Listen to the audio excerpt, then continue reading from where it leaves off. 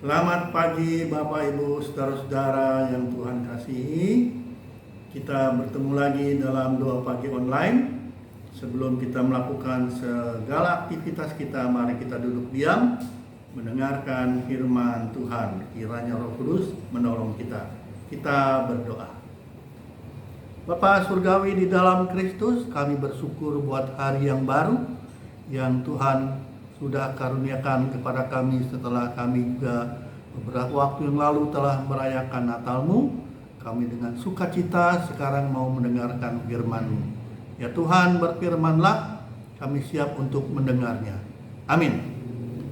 Bapak Ibu saudara-saudara yang Tuhan kasihi, bacaan kita pagi ini dari surat 1 Yohanes 5 ayat 1 sampai 12. Demikian firman Tuhan. Setiap orang yang percaya bahwa Yesus Kristus adalah lahir dari Allah, dan setiap orang yang mengasihi Dia yang melahirkan, mengasihi juga Dia yang lahir daripadanya. Inilah tandanya bahwa kita mengasihi anak-anak Allah, yaitu apabila kita mengasihi Allah serta melakukan perintah-perintahnya. Sebab inilah kasih kepada Allah, yaitu bahwa kita menuruti perintah-perintahnya. Perintah-perintahnya itu tidak berat, sebab semua yang lahir dari Allah mengalahkan dunia, dan inilah kemenangan yang mengalahkan dunia, iman kita. Siapakah yang mengalahkan dunia selain daripada dia yang percaya bahwa Yesus adalah anak Allah? Inilah dia yang telah datang dengan air dan darah, yaitu Yesus Kristus, bukan saja dengan air tetapi dengan air dan dengan darah. Dan Rohlah yang memberi kesaksian, karena Roh adalah kebenaran. Sebab ada 3 yang memberi kesaksian dalam sorga, Bapa, Firman, dan Roh Kudus, dan ketiganya adalah satu.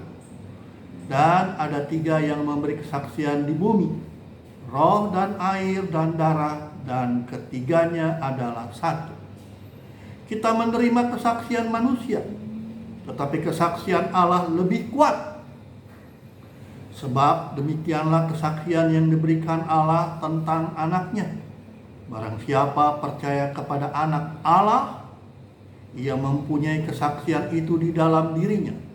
Barang siapa tidak percaya kepada Allah, ia membuat dia menjadi pendusta, karena ia tidak percaya akan kesaksian yang diberikan Allah tentang anaknya. Dan inilah kesaksian itu, Allah telah mengaruniakan hidup yang kekal kepada kita, dan hidup itu ada di dalam anaknya. Barang siapa memiliki anak, ia memiliki hidup. Barang siapa yang tidak memiliki anak, yaitu Kristus, ia tidak memiliki hidup. Demikian bacaan Alkitab kita pagi ini, dan tema kita adalah hidup yang kekal.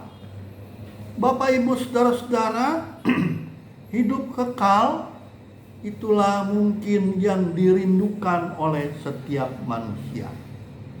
Sejak semula Allah memang merancangkan kehidupan yang kekal untuk manusia. Allah menghendaki manusia hidup untuk hidup yang kekal. Itulah sebabnya di dalam Alkitab dikatakan bahwa Adam dan Hawa diberikan izin untuk menikmati semua buah dari pohon di Taman Eden, termasuk pohon kehidupan. Tetapi mereka memakan satu-satunya buah yang dilarang. Mereka tidak percaya kepada Allah, tidak taat melakukan apa yang Allah perintahkan. Mereka tidak setia melakukan perintah Allah itu. Itulah pemberontakan dan ketidaksetiaan manusia terhadap perintah Allah Akibatnya adalah manusia kehilangan hidup kekal itu. Manusia diusir dari kediaman yang kekal itu, dan kematian pun datang ke dalam dunia. Hubungan Allah dengan manusia yang harmonis menjadi terputus.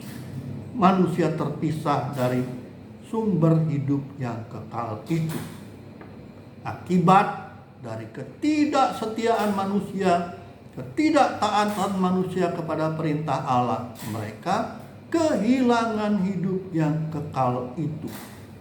Saudara, tidak ada yang dapat dilakukan oleh manusia untuk kembali menerima hidup yang kekal dari Allah.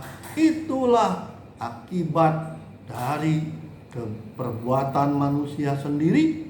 Mereka terperosok dalam jurang dosa. Saudara-saudara yang Tuhan kasihi, di dalam bacaan tadi 1 Yohanes 5 ayat 1 sampai 12 itu berisi kesaksian tentang siapakah sesungguhnya Yesus itu.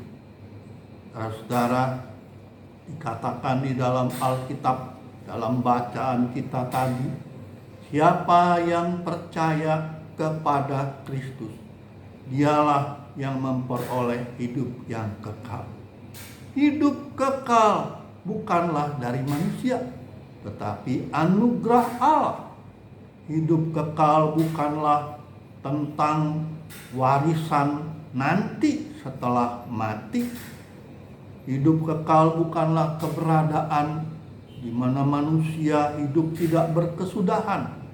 Hidup yang kekal bukan dimulai nanti, tapi dimulai sejak kita percaya kepada Yesus Kristus.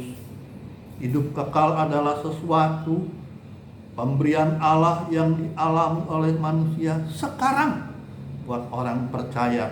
Tidak usah menunggu nanti. Hidup kekal bukanlah dimulai sejak kita mati, tapi hidup kekal dimulai ketika orang menaruh percaya, beriman kepada Kristus yang adalah juru selamat. Hidup kekal, saudara-saudara, hanya dapat diperoleh dalam Kristus Anak Allah. Hidup kekal, saudara-saudara, adalah anugerah Allah. Barang siapa yang percaya dan berada di dalam kehidupan, dalam hubungan yang baik dengan Anak Allah, ialah yang memiliki Anak Allah, ialah yang memiliki hidup yang kekal. Saudara-saudara yang Tuhan kasihi, dari bacaan kita tadi tentang hidup yang kekal, kita mendapatkan kebenaran, yaitu hidup kekal bukan hanya tentang batas waktu, tetapi hidup kekal adalah tentang kualitas, tentang mutu hidup kita dalam hubungannya dengan Allah melalui Yesus Kristus. Hidup kekal bukanlah nanti didapatkan setelah mati, tapi hidup kekal diberikan Allah buat orang-orang yang mempercayakan dan menaruh percaya pada Kristus yang telah melakukan karya penebusannya di Bukit Golgota. Hidup kekal itulah anugerah Allah menjadikan manusia itu hidup dalam hidup yang baru. Saudara-saudara, tidak ada manusia yang mampu mendapatkan hidup yang kekal lewat kegiatan rohani tentang ritus-ritus, ritual ibadah. Bukan hal itu.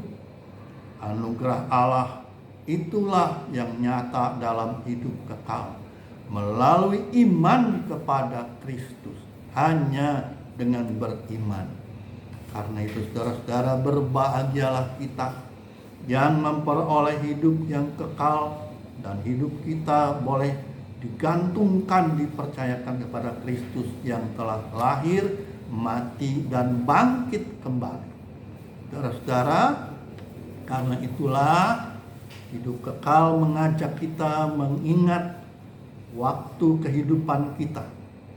Jika Tuhan masih memberi kesempatan kepada kita untuk hidup sampai saat ini, untuk menjalani hidup ini, gunakanlah itu untuk melakukan pekerjaan-pekerjaan Allah yang Dia rancangkan bagi kita.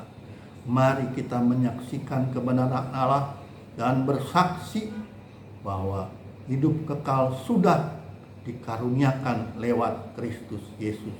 Karena itu, marilah kita lihat, kita tingkatkan dan jalani hidup ini dengan kualitas yang baik, dengan hidup di dalam kasih, dengan sesama. Dengan hal itu, saudara-saudara, kita boleh menunjukkan bahwa anugerah Allah itu hidup yang kekal buat setiap kita yang percaya kepadanya. Amin. Mari kita berdoa. Bapa surgawi dalam Kristus, orang banyak merindukan tentang hidup yang kekal. Namun seringkali mereka salah paham. Hidup yang kekal dianggap adalah hidup yang tak berkesudahan. Hidup yang kekal dianggap sebagai nanti setelah mati. Namun Alkitab memberi kesaksian bahwa orang mendapatkan hidup yang kekal sejak dia percaya kepada Kristus. Syukur kepadamu ya Allah, yang sebenarnya akibat dosa kami kehilangan hidup kekal. Tapi Allah datang dalam Kristus, membawa kami kembali dalam hubungan yang baik dengan Allah. Untuk itulah kami harus memperhatikan, jikalau kami masih diberikan hidup, kami biarlah melihat bagaimana cara kami hidup, baik kami meningkatkan mutu kehidupan kami dalam hubungan yang baik, hubungan dalam kasih dengan Tuhan dan sesama. Terima kasih Tuhan, Engkau telah hadir dalam Kristus, menolong kami kembali kepadamu, menerima anugerah hidup yang kekal itu. Kami mohon penyertaan-Mu, bimbingan-Mu ya Tuhan, menjalani hidup ini yang Tuhan masih karuniakan dengan hidup menjadi berkat. Kami menyerahkan doa permohonan, pengharapan kami ini hanya dalam nama Tuhan kami, Yesus Kristus. Amin. Bagi Bapak Ibu yang memiliki pergumulan khusus dan ingin didoakan, bisa menghubungi rekan-rekan pendeta di nomor berikut.